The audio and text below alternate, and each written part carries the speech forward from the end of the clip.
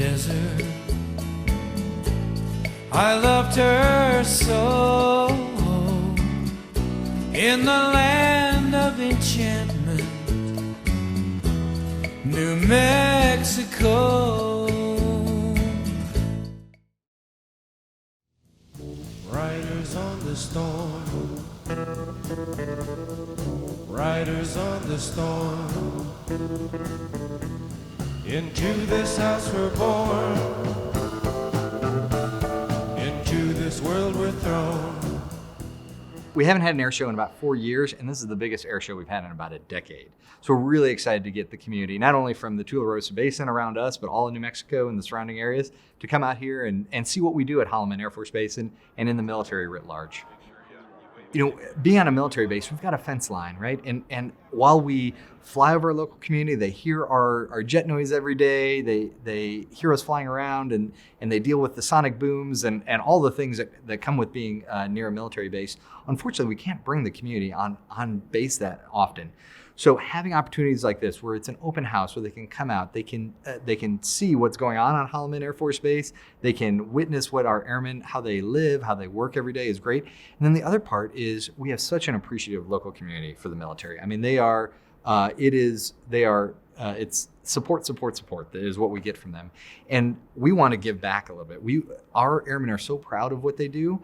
I want the local community to be able to see what the airmen do every day, to see what it's like for an MQ-9 to find a target, to see what an F-16 is like when they're trying to do a strafing pass. Like, those are the kind of things so that they can get an appreciation for what happens on this base.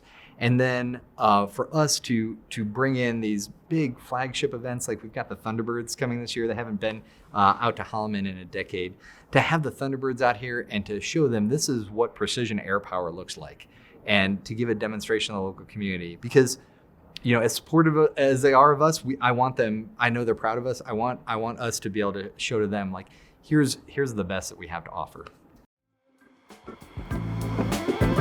I wanna fly like an eagle to the sea. Fly like an eagle, let my spirit carry me.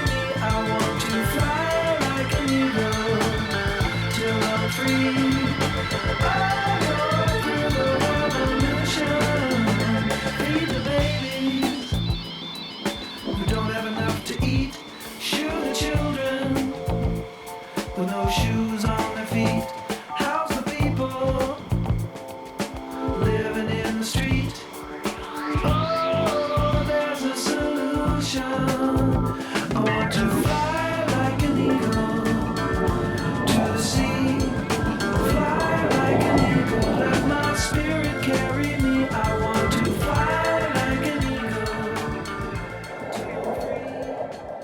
So one thing we're really proud of with respect to the training of the aircrew that are going to be doing the demonstrations is that 7 out of the 8 Thunderbird pilots actually trained at Holloman. Super cool. And we're really excited to bring them back, and I think they're pretty excited to come back to Holloman as well. But to go from off the street to a Thunderbird pilot, I mean, we're talking about a decade-long process here. These are aviators that are pulled directly from the combat air forces. So they're showcasing the power and precision that every F-16 pilot all over the world is training to. They're just the ones that are going to display that standard of excellence in a specifically tailored show that really showcases those attributes for the public. It's been a tough couple of years. You know, essentially my entire command time has been during COVID. So it is nice coming out of our lockdowns and our restrictions to bring the community together. And it is great watching our airmen get off base and integrate with the local community, because both Alamogordo is kind of small. You know, Holloman and Alamogordo, I do radio interviews about once a month, and they always talk about it as Holomogordo. Like the two are inseparably linked here in this local community, and that's really cool for me. I've been extremely lucky just to have a phenomenal team here at Holloman. They're the ones that have really put this show together, and the planning process for this has been going back years prior to make all of this happen. So Team Holloman has done an outstanding job of bringing the entire base together to make this a phenomenal air show for the public.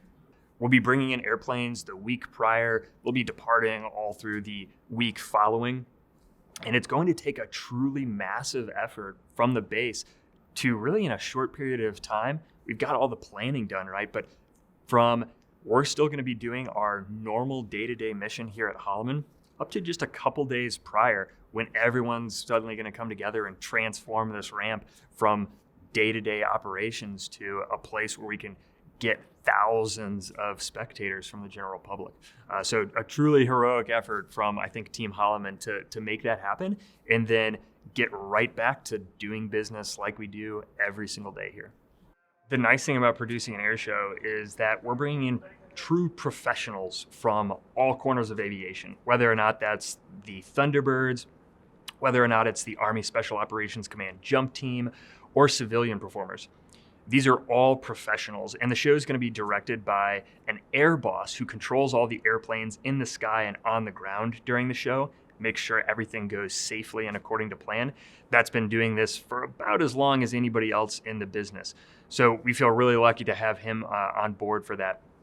But we're going to be bringing in airplanes starting the complete week prior. The theme is Legacy of Liberty. And what we've been able to do is get nearly every single trainer aircraft that has flown in the Air Force all the way back from when pre-World War II, when it was the Army Air Corps, to present day.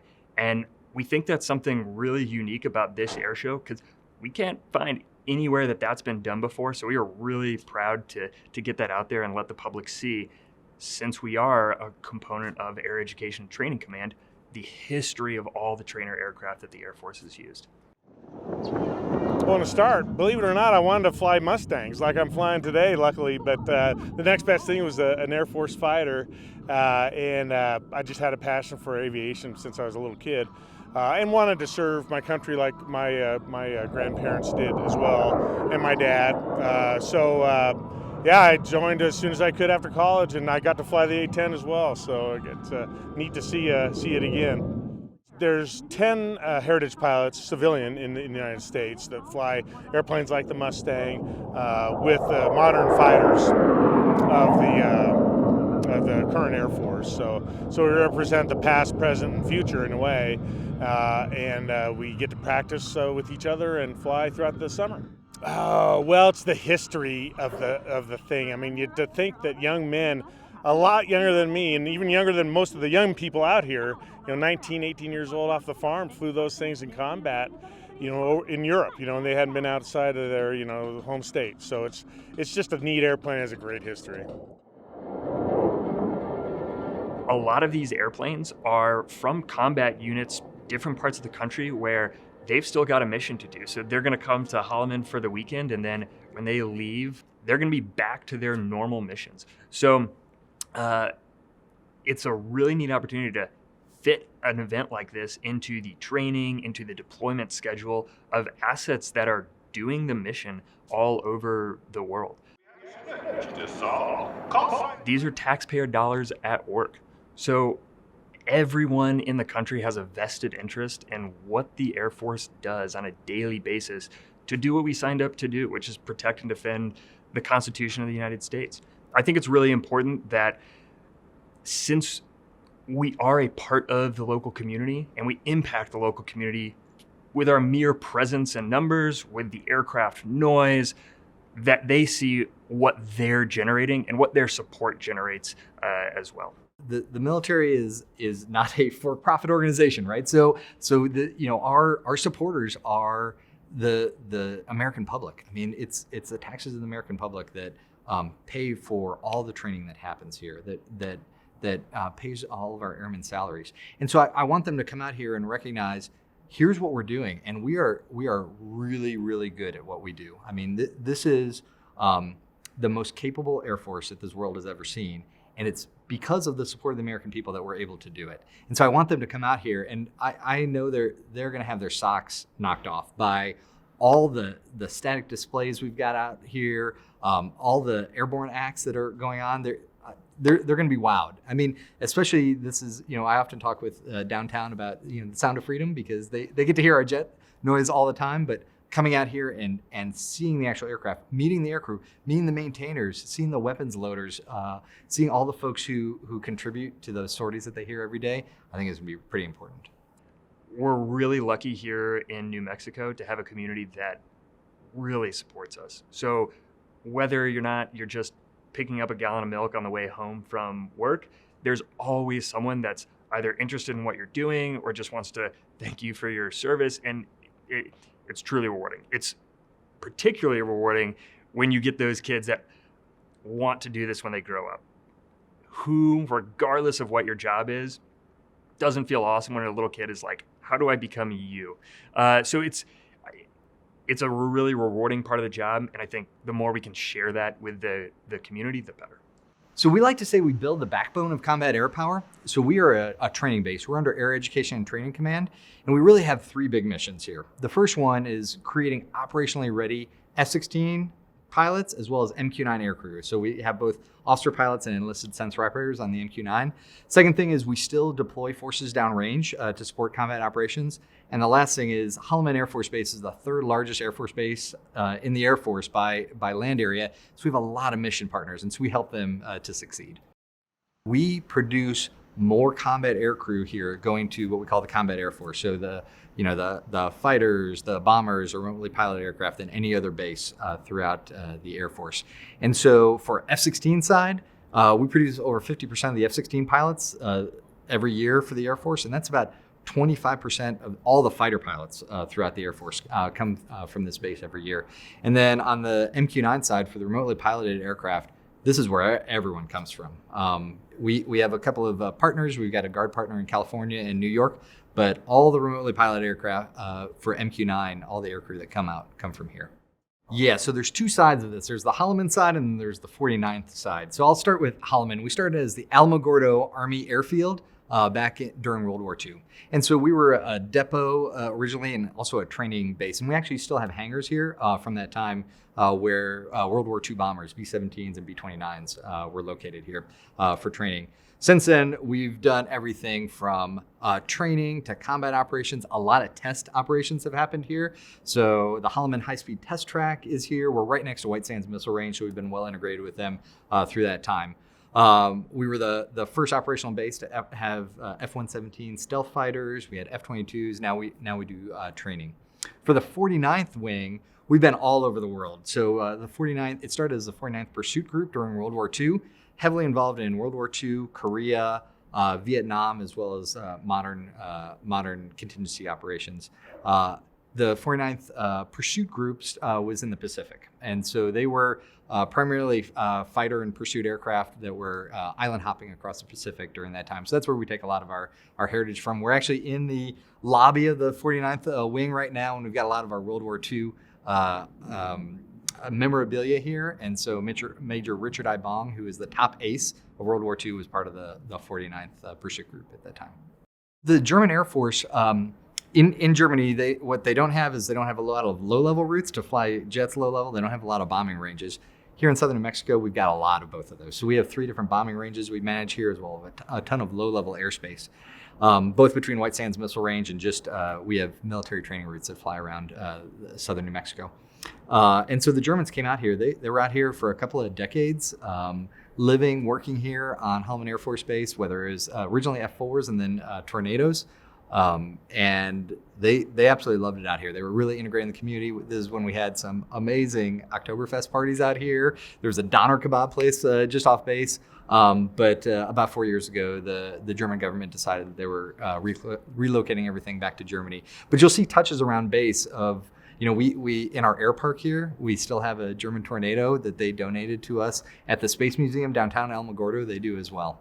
I've been an instructor here for about 3 years now, and previously I was an instructor in the F-15C. So about 3 years ago, I transitioned, came to Holloman, got to go through a F-16 transition course, and then the flight lead upgrade, and then into the instructor pilot upgrade as well. So that whole process took about a year. So I've been instructing full-time here for about 2 years.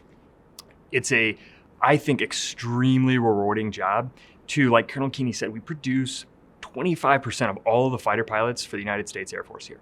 So each individual instructor here has a huge impact on the current combat air forces and the future of air power for the Air Force as a whole. So we've got, I think, kind of a lot on our shoulders, and it's really awesome to work with such a good cadre of instructors that understand the magnitude of that and the impact that we can have on the whole Air Force.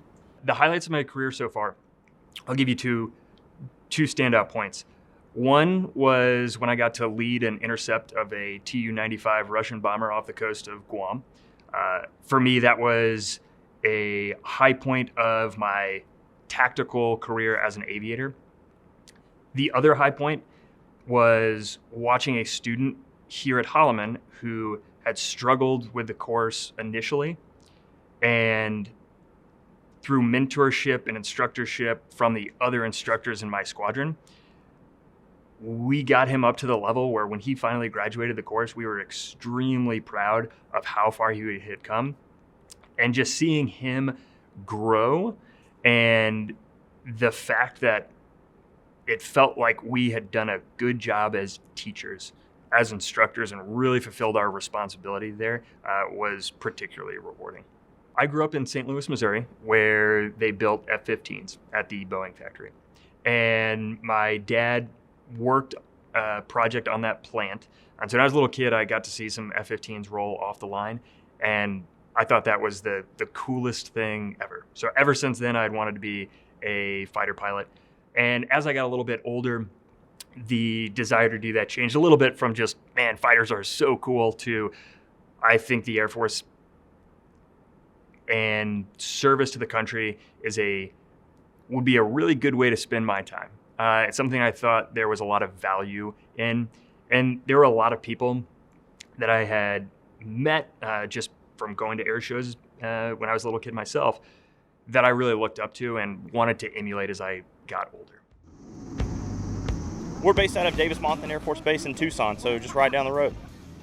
Why is the A-10 Warthog the best plane in the Air Force? I mean, that's easy. Just look at it. It's the most beautiful airplane in the Air Force, that's for sure.